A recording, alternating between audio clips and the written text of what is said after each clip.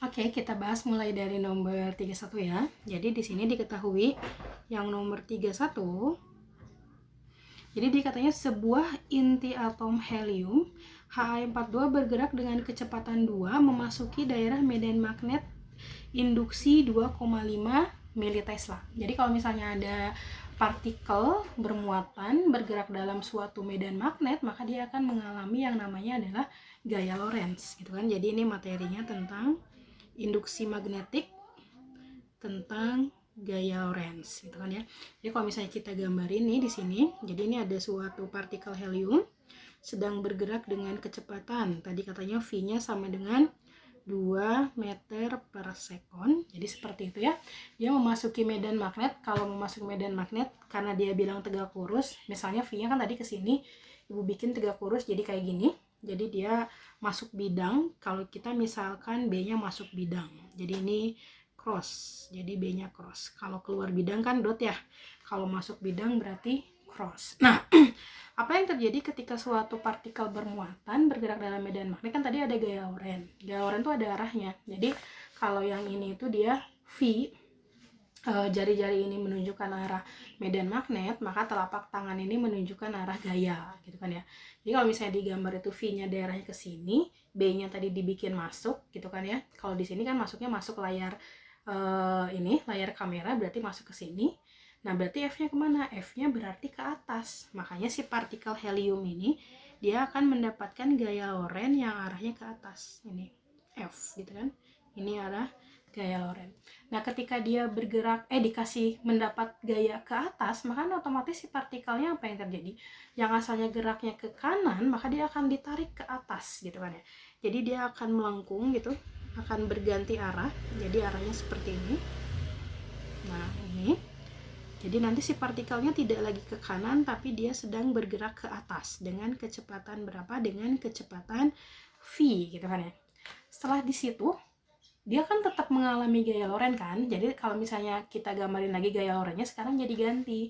Tadi kan V-nya ke sini. Kalau sekarang V-nya kan ke atas, berarti V-nya ke atas, B-nya masuk, berarti F-nya ke sini. F-nya jadi ke kiri gitu. Jadi kalau misalnya digambarin lagi gaya Lorentz-nya, maka dia akan ke kiri. Ini gaya Lorentz yang baru setelah dia bergerak ke atas. Akibatnya apa yang terjadi? Maka nanti si partikelnya akan bergerak melingkar, gitu kan ya. Nah, karena kita sudah tahu lintasannya apa, berarti kan optionnya pilihannya antara yang A, yang B, atau yang E. Yang C sama D kan udah dieliminasi ya, nggak akan dipilih. Cuman kan itu yang melingkarnya banyak, ada 3 kan, berarti mau nggak mau ya harus dihitung gitu ya. Nah, kalau cara menghitungnya, karena di situ ada gaya Lorentz dan gaya melingkar, jadi nanti gaya Lorentz-nya menyebabkan si partikelnya bergerak melingkar, maka nanti ada gaya sentripetal gitu kan ya. Gaya Lorentz itu persamaannya adalah Q muatan dikali kecepatan dikali medan magnet.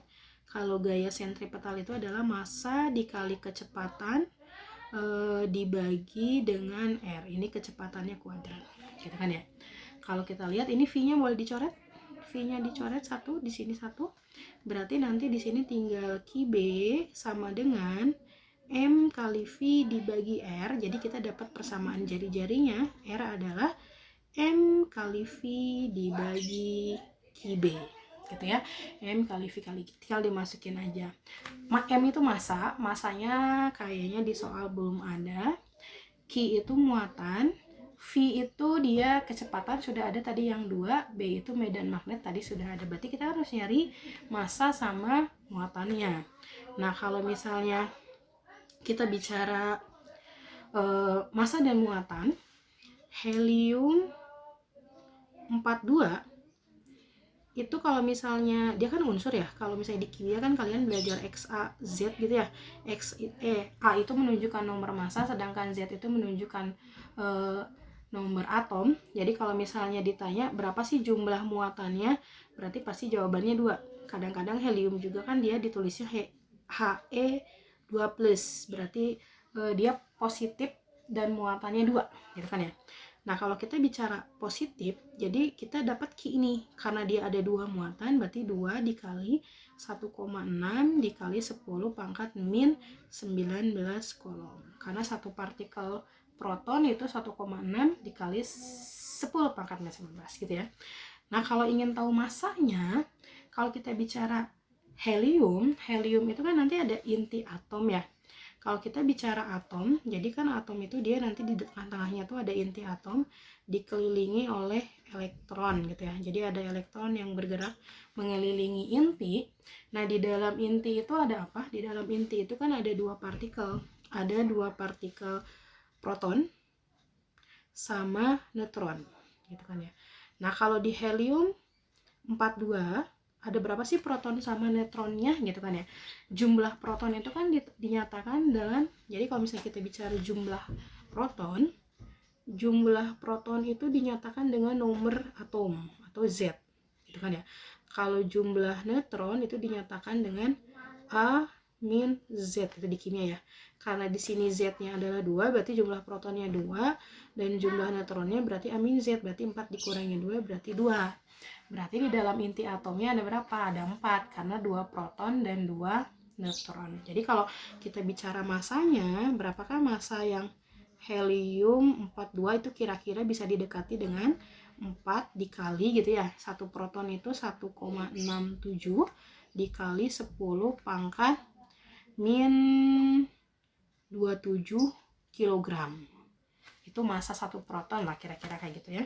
Nah, udah dapat nih. Jadi massanya ada, Q-nya ada, V-nya ada, B-nya ada. Tinggal dimasukkan berarti ke persamaan gitu ya. Berarti kalau misalnya mau cari R, sebentar. Jadi kalau misalnya mau cari R sama dengan yang ini, M dikali V dibagi Q kali B. Berarti M-nya berapa tadi? 4 kali 1,67 dikali 10 pangkat min 27 ya. V-nya tadi 2 dibagi Q-nya tadi 2 dikali 1,6 dikali 10 pangkat min 19 gitu ya. Tadi B-nya 2,5. Nah, kalau kalian lihat di sini ini MT itu artinya mili itu 10 pangkat min 3, berarti dikali 10 pangkat min 3 gitu ya. Ini bisa dicoret sebenarnya 1,67 sama 1,6 dekat lah ya, meskipun ada beberapa koma.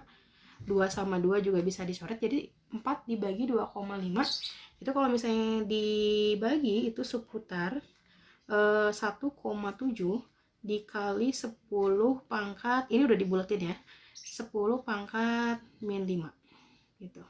Atau kalau misalnya dibikin jadi 17, berarti 17 dikali 10 pangkat min 6 meter gitu ya. Dapat, itu jari-jarinya. Kalau lihat di option, yang A itu kan 17 kali 10 pangkat min 3, salah berarti kan ya. Yang B 17 kali 10 pangkat 3 juga salah. Berarti yang lintasannya melingkar kan cuma satu ya, nggak ada lagi jawabannya, mau nggak mau. Jawabannya adalah yang E. Nah, kalau cari percepatan, kalian tinggal masukkan ke sini aja. Berarti kan F sama dengan F Lorentz gitu. Kalau percepatan itu berarti M dikali A sama dengan Q kali V kali B. Berarti kalau misalnya mau cari percepatan, A sama dengan Q kali V kali B dibagi dengan massa. Nanti tinggal dimasukin aja ya, karena kan di situ sudah ada Q-nya tadi sudah ada, M-nya sudah ada, V sama B-nya sudah ada. Nanti dapatnya pasti yang E gitu ya. Nomor 32 di sini diketahuinya katanya seorang pemancing yang berada di perahu laut dangkal melihat seekor ikan tepat di bawahnya. Dalam pengamatan pemancing, ikan tersebut berada 3 meter di bawah permukaan air laut. Jika indeks bias air laut adalah 1,3, ikan itu berada pada kedalaman berapa? Jadi kalau misalnya ini mau menghitung, sebenarnya dia pakai hukum Snellius dan kayak optik geometri aja ya sebenarnya. Jadi kalau misalnya digambarkan, jadi ceritanya ini ada permukaan airnya. Nanti di sini misalnya dia ada dasar dari si kolamnya gitu kan ya. Nah, kalau misalnya kita gambarkan hukum Snellius, jadi ketika ada suatu objek di dalam air dan dilihat dari atas, maka dia akan mengalami yang namanya pembiasan. Jadi itu pakai hukum Snellius. Jadi kalau misalnya ini digambarkan sinar datang, gitu kan ya, maka dia akan dibiaskan mendekati garis normal. Nah, ini Ini hukum Snellius. Jadi kalau misalnya di sini ada sudut datang dan sudut bias, jadi yang ini adalah sudut datang, sedangkan yang ini adalah sudut bias. Kita namakan N. Hukum Snellius itu dia berisi N1 indeks bias 1 dikali sin I sama dengan N2 dikali dengan sin R, gitu kan ya. N1-nya ini yang awal, N2-nya yang ini, gitu kan ya. Itu hukum Snellius gitu. Nah, kalau misalnya selanjutnya apa? Selanjutnya ini sebenarnya ada rumus jadi, tapi kita turunin dulu ya. Jadi kalau misalnya ini sebenarnya pakai optik gitu. Kalau kalian lihat, ini kan seharusnya kalau misalnya si sinar itu diteruskan, dia harusnya di sini nih. Jadi ini kalau misalnya diteruskan, nah seperti ini. Jadi objek yang kelihatan itu harusnya di sini. Ini terlihat lebih dangkal, memang aslinya kan di bawah sini, tapi kelihatannya lebih dangkal di sini. Jadi kalau misalnya kita bikin garis nih, garis bantu di sini. Jadi ini garis bantu, gitu kan ya. Kalau kalian lihat di sini, ini ada segitiga. Jadi kita bisa bagi jadi dua. Jadi segitiganya misalnya kayak gini. Ini segitiga yang pertama, gitu kan ya.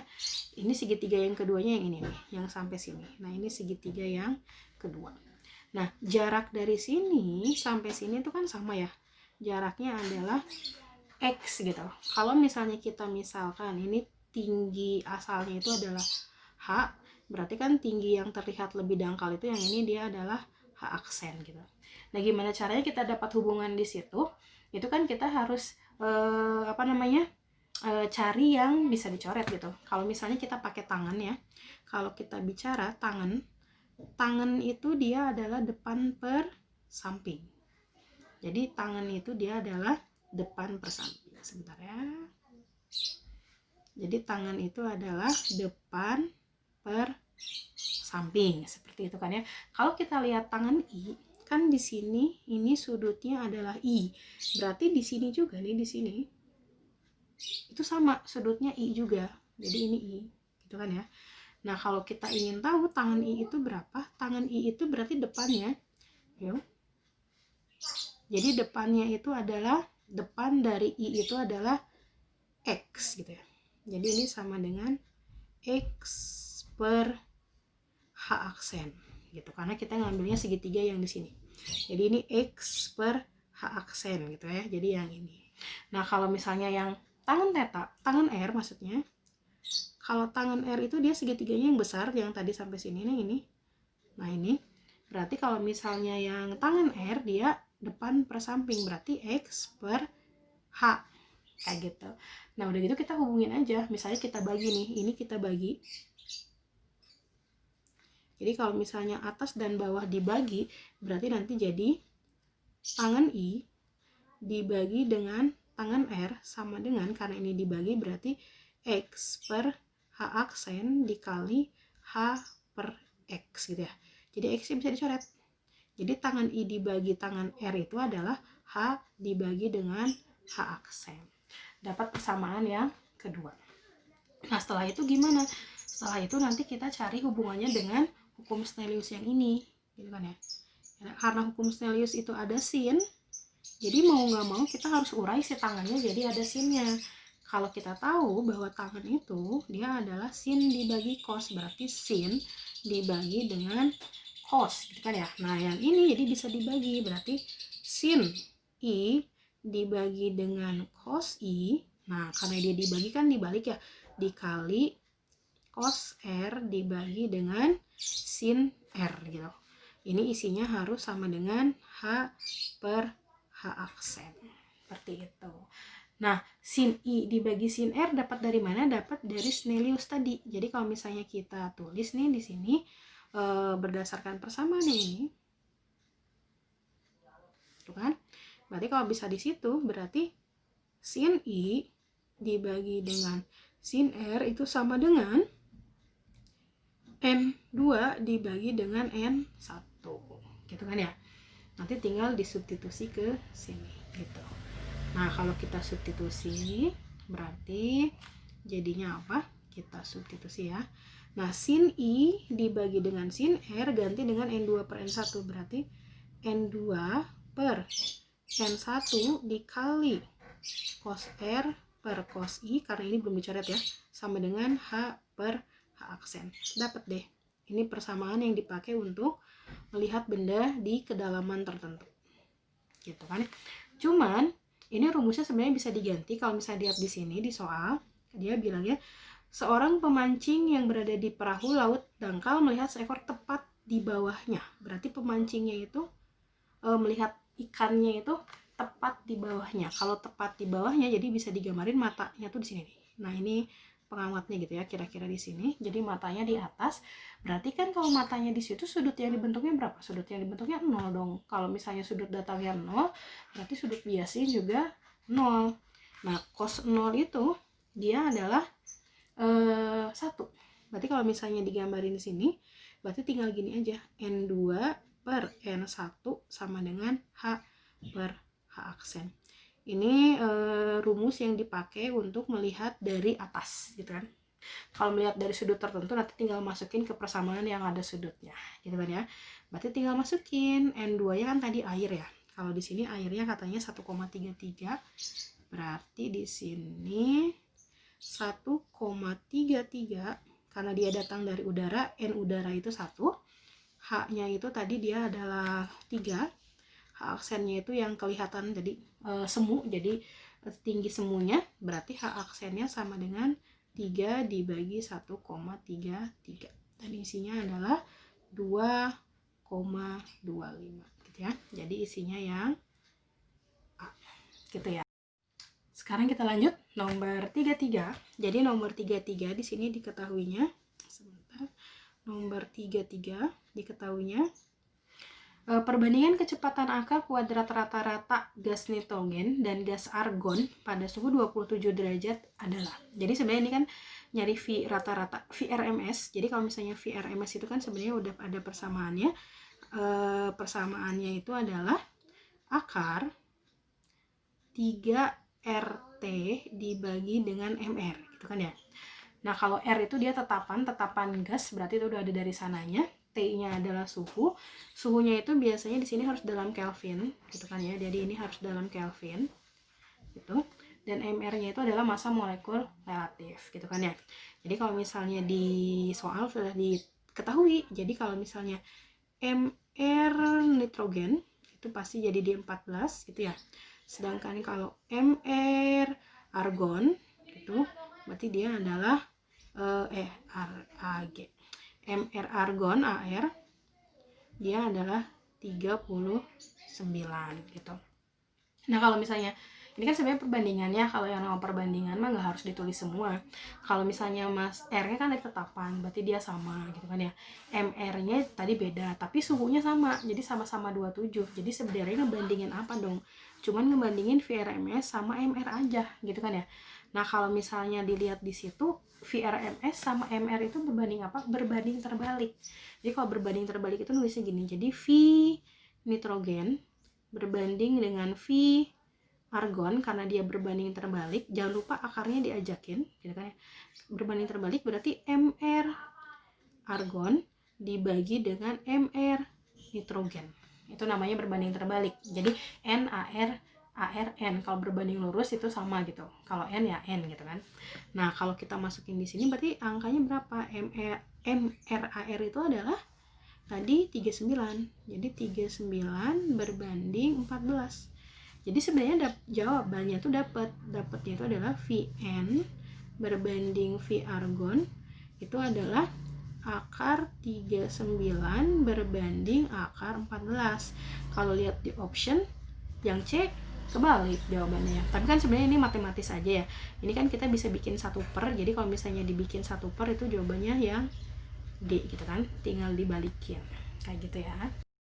Nah, sekarang nomor 34. Kalau nomor 34 di sini dia ada fenomena efek fotolistrik. Gitu ya.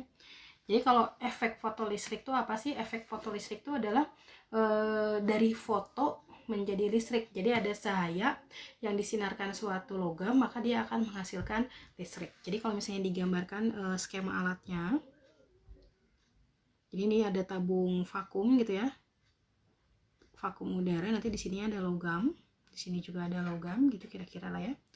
Nah, ketika ini disinari, jadi ketika si logamnya itu diberi sinar gitu kan, ternyata ada elektron yang loncat dari logam. Jadi si elektronnya itu loncat gitu kan, elektronnya itu loncat dari logam. Nah, ketika elektronnya loncat, itu kenapa bisa terjadi seperti itu? Itu jadi nanti bahasanya itu tentang fisika modern gitu. Jadi kita menganggap bahwa cahaya itu adalah partikel. Kan selama dalam fisika klasik itu cahaya adalah cahaya itu adalah gelombang. Kalau di fisika modern menganggap bahwa cahaya itu adalah partikel. Satu partikel cahaya itu namanya foton. Jadi kalau misalnya di sini ada partikel cahaya nih. Jadi di sini ada partikel cahaya, maaf. Nah, ini ada partikel cahaya. Jadi ini satu partikel cahaya namanya foton. Satu foton energinya itu besarnya adalah H dikali dengan frekuensi. H-nya tetapan, jadi dia tetapan Planck gitu ya, di soal ada, jadi H tetapan. Nah, ketika si fotonnya itu menabrak logam, elektron itu tidak selalu keluar, karena ternyata ada syarat yang lain, itu ada namanya energi ambang, jadi kita sebutnya E0. Energi ambang itu apa? Energi ambang itu adalah energi batas, jadi energi batas elektron mau loncat. Kalau energinya lebih kecil daripada energi ambang, ya dia nggak akan loncat, tidak akan terjadi yang namanya efek fotolistrik gitu kan ya. Jadi syaratnya energi yang datangnya itu, energi fotonnya harus lebih besar daripada energi ambang. Nah, energi ambang rumusnya sama kayak energi foton, cuma nanti di sini frekuensinya frekuensi ambang. Jadi E sama dengan H dikali F0. Nah, ketika elektron itu loncat, energi ambang itu kan energi yang dibutuhkan untuk keluar dari logam aja gitu ya. Nanti sisa energinya dia gunakan untuk apa? Dia gunakan untuk bergerak. Contoh misalnya, ini contoh ya, energi yang datangnya misalnya 6 elektron volt misalnya. Ternyata energi ambang logamnya di sini adalah 5 elektron volt. Apakah terjadi efek fotolistrik? Terjadi, karena energi batasnya 5. Sedangkan dia dikasihnya berapa? 6. Berarti ada kelebihan sebesar 1 elektron yang dipunyai oleh elektron, dia digunakan untuk apa? Untuk bergerak. Makanya di sini ada energi kinetik, gitu kan ya. Jadi digunakan untuk bergerak. Nah, jadi persamaannya berarti energi kinetik itu adalah selisih antara energi yang datang dikurangi energi ambang, gitu. Nah, kalau kita masukkan berarti di sini jadi H dikali F dikurangi H dikali F0, gitu kan ya. Atau kita keluarkan, berarti EK sama dengan H F dikurangi dengan F0. Nah, maka dapat kayak gitu. Sedangkan di soal di sini tanyanya adalah berapa sih selisih frekuensi foton dengan frekuensi ambang. Berarti yang ditanya itu adalah F dikurangi F0 gitu kan ya. Atau kita tulisnya delta F aja ya. Selisih frekuensi. Nah, akhirnya dapat deh. Berarti kan nyari delta F berarti kan EK sama dengan H dikali dengan delta F, berarti delta F-nya sendiri adalah EK dibagi dengan H, gitu kan.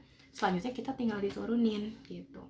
Nah, untuk EK itu rumusnya seperti biasa ya, untuk semua, itu adalah setengah mv kuadrat, gitu. Nanti ini disubstitusi ke persamaan yang tadi, yang sebelumnya kita dapat, berarti delta F itu sama dengan setengah mv kuadrat dibagi dengan H, gitu. Masalahnya kan kita mau menurunkan rumus nih. Di sini ada kata-kata seperti ini. Muatan E yang dilepas dari permukaan logam bergerak melingkar dengan radius R dalam suatu daerah bermedan magnet B. Jadi dia muatan dilepas dalam medan magnet. Jadi ada muatan dan ada medan magnet, pasti maksudnya ke gaya Lorentz, gitu kan ya. Nah, kalau gaya Lorentz tadi kalian boleh lihat di nomor 31. Jadi gaya Lorentz itu kita sudah dapat bahwa kalau mencari gaya Lorentz, jadi gaya Lorentz dan gaya sentripetal karena bergerak melingkar, berarti dia jadinya QVB sama dengan mv kuadrat per R, gitu kan ya. Berarti kalau V-nya dicoret seperti itu, berarti kita dapat persamaan V sama dengan Q kali B kali R dibagi dengan M. Ini V yang ini yang disubstitusi ke persamaan yang ini, gitu ya. Nah, kalau kita substitusi berarti kita masukkan. Jadi di sini delta F sama dengan setengah M-nya biarkan M. Nah, ini V-nya V kuadrat, berarti ini semuanya jadi kuadrat. Berarti Q kuadrat, ini M per H aja ya di sini ya, H-nya ya. H yang ini, Q kuadrat B kuadrat kali R kuadrat dibagi dengan M kuadrat. Seperti itu. Akhirnya kan kita coret nih, M-nya coret 1. Gitu. Berarti kita dapat persamaan delta F. Jadi delta F-nya adalah Q kuadrat B kuadrat R kuadrat dibagi dengan 2M gitu. Nah, kalau kita lihat jawabannya, karena dia Q-nya elektron, jadi di soal Q-nya diganti sama E ya. Jadi jawabannya adalah yang E. Karena Q-nya apa tuh namanya? Muatannya Q itu muatannya sama dengan elektron gitu. Jadi jawabannya yang